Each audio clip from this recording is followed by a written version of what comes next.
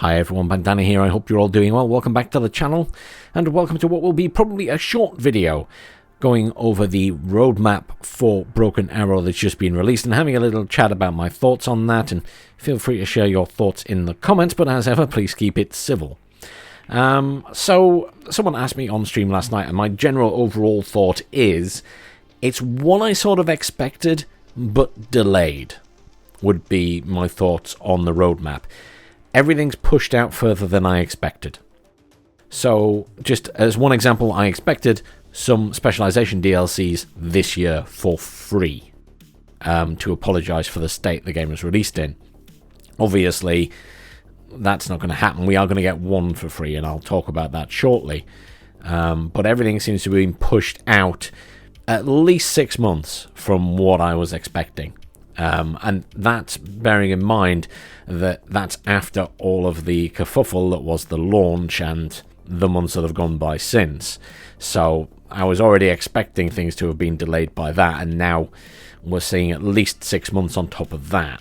Because I thought the first faction DLC, until yesterday, would probably come mid next year, and now we're talking 2027, so it is a ways off.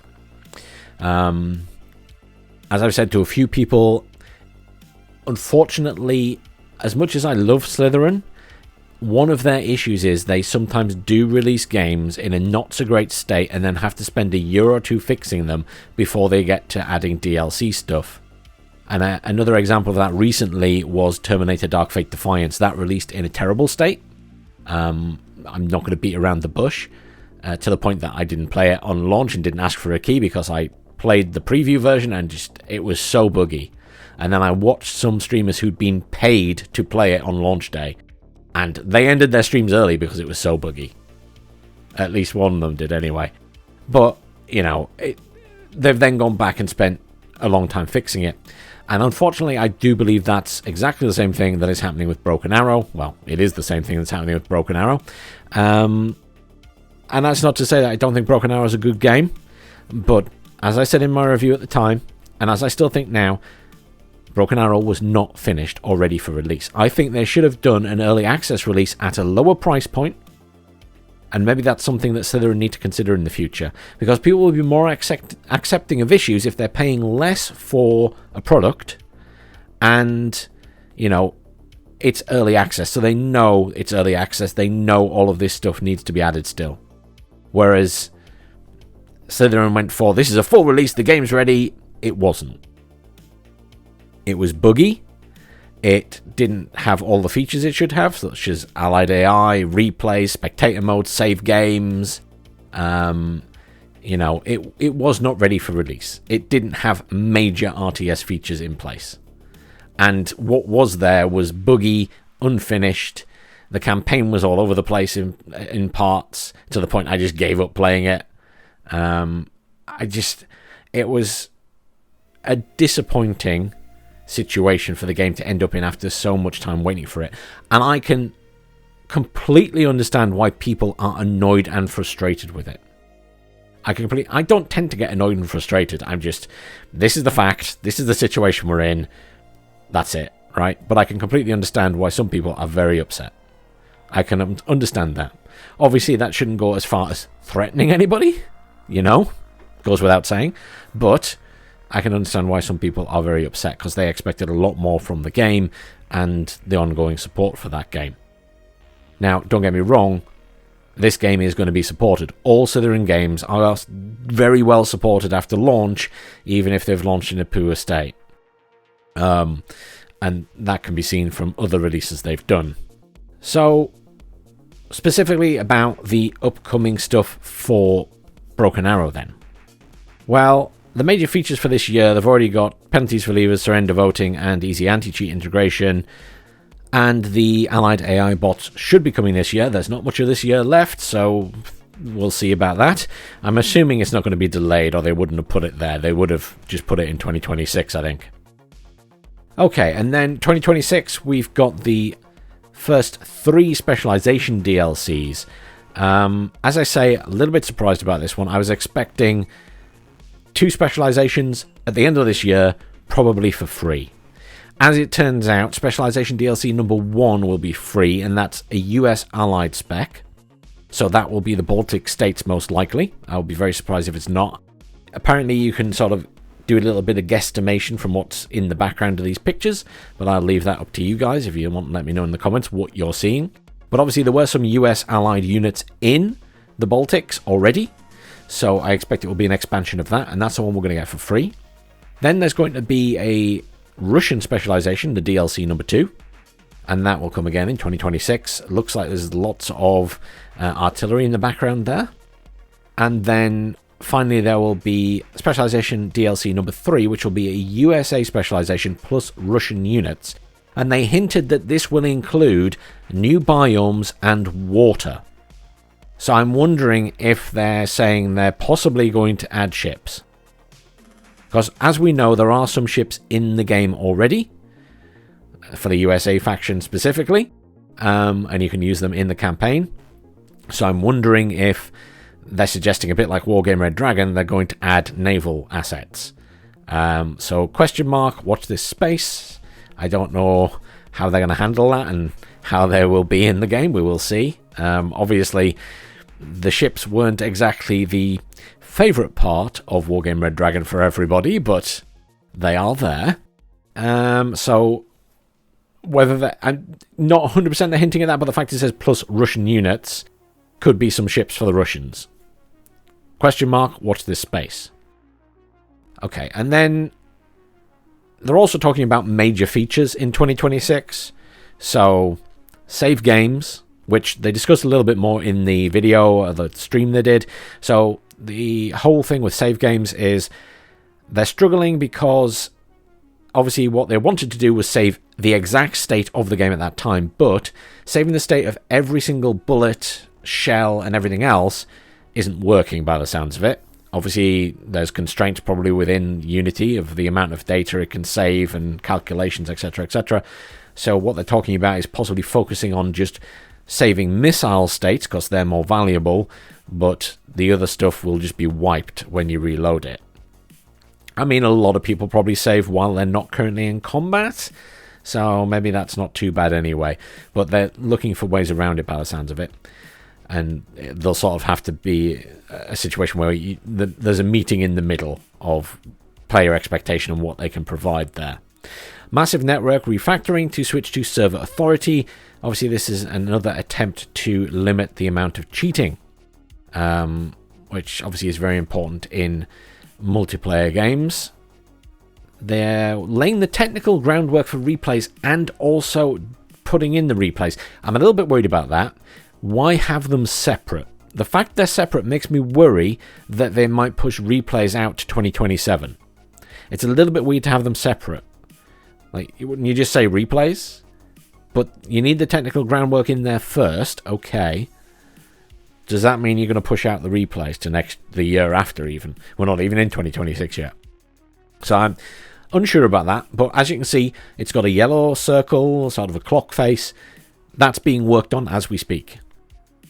Other things that they're planning are new multiplayer map variants, loitering ammunition, which is, I guess, a nice-to-have feature, co-op campaign, and spectator mode. I assume the co-op campaign is co-op in the existing campaign? I can't remember if they mentioned anything about that else in the stream, but let me know if they did down below. Then we're moving into 2027, which is when we'll get the first faction DLC. I genuinely expected this in the middle of next year, so it's pushed out quite a ways. I expect this is to give them more time to fix everything else and get the other stuff in. So that will include a new campaign with deck customization, which is nice. So deck customization, obviously, something that's in the rest of the game but wasn't in the campaign, so that'll be a nice addition for campaigns, or the new campaign at least. A new biome and war theatre. I think we're probably leaning towards China and Asia, and lots of new maps obviously for that. And then there will also be specialization DLC number 4, a Russian allied specialization. I'm going to guess Belarus or something like that. That would be the obvious choice. And then within all of this time frame, they're sort of talking about planned quality of life improvements. Updated victory screen and report players on the victory screen is in the works already, as you can see from the little yellow circle.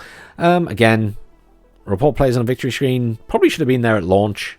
The fact it wasn't is, again, just one of these things that leads me to think the game wasn't really finished. But they're also talking about having match history, which is a nice to have, I guess. Battle chatter expansion for better situation awareness. Speaking of match history, I think you can go on the BA hub or something like that, and you can see your match history on there, just not in game. Improved communication, marker system, access to chat during preparation phase and match results, more room for people to abuse each other, ability to select enemy units to view their stats, unit statistics panel improvement, unit ghosts UI improvement, and line of sight tool rework. It'll be interesting to see what they do with that, because line of sight tools do take up a bit of system resources, so it'll be interesting to see how they optimize that. Offline skirmish lobbies is up there. Obviously, at the moment, all the lobbies are online. Weapon range visualization, which I guess comes sort of into the line of sight tool rework perhaps. Minimap improvements. And prevent label overlaps or merge or prevent overlap options, a bit like you have in the UGen games. So there's a lot of sort of wish list stuff for them to be getting on with, and obviously the community has suggested a lot of this. Obviously, they're aware that the community isn't very happy. The community for these types of games can be quite outspoken, which is fair enough, you know, that tends to be the case. And I would hope they were well aware of this before launch. They've had plenty of years of it on the Discord and stuff. We will be getting a further update on the 9th of December, because Slytherin has its own event that day, and they'll be showing off various games and things from the publisher side, and Broken Arrow will be part of that, where I think we're going to get a trailer for the Specialization DLC number 1, and the page will go live on Steam, and they'll have some other screenshots and bits and pieces to show off and talk about. And then this will obviously get revised and updated, this roadmap, as time goes on. Hopefully, you know, there's plenty there for them to be getting on with. And hopefully by early 2027, as they put here, then a lot of these features that probably should have been in launch will be in the game. Yeah, so it's a bit of wait and see. Obviously, you know, they mentioned stuff about dying games and people not playing anymore and this, that, and the other in the live stream. And I always find it very funny when publishers and developers to some extent, but certainly more publishers, try and address these things, because they talk quite a bit of corporate jargon and doesn't always correspond to the reality of the situation. Obviously, the player numbers have dropped off very significantly, and there are a lot of people who are very upset with the state of the game and how it's been, and the lack of major updates and hot fixes and things like that is very understandable. And it has led to them having to change how matchmaking works so people can still get matches in a reasonable time. So this lack of players and people not playing as much is having an effect on the game. Is it a dead game? Certainly not. But the less people that play it, the more it will have an effect on the matchmaking system. And obviously, you know, there's a need to maintain a good relationship with the community. And I think it's just been a bit of a struggle over the last few months to do that. But hopefully that will improve going forward. Yeah. And on that note, there's not really much else I can add. It's just kind of now a waiting game for this stuff to be added, and hopefully they make plenty of improvements to the multiplayer side. I know there's been a lot of issues with desyncs lately. That's becoming more of a frustration, and a lot of the people I play the game with have just stopped playing. Some of them have uninstalled the game because it's just got too frustrating, I think, for a lot of people. I really hope that they do manage to keep improving the game. But yeah, I kind of wish that they'd released it as early access at a lower price point, and I feel like a lot of hostility would have been avoided. But it's not my company at the end of the day. But thank you for watching. Do feel free to share your thoughts on the roadmap down below, and I will see you all soon.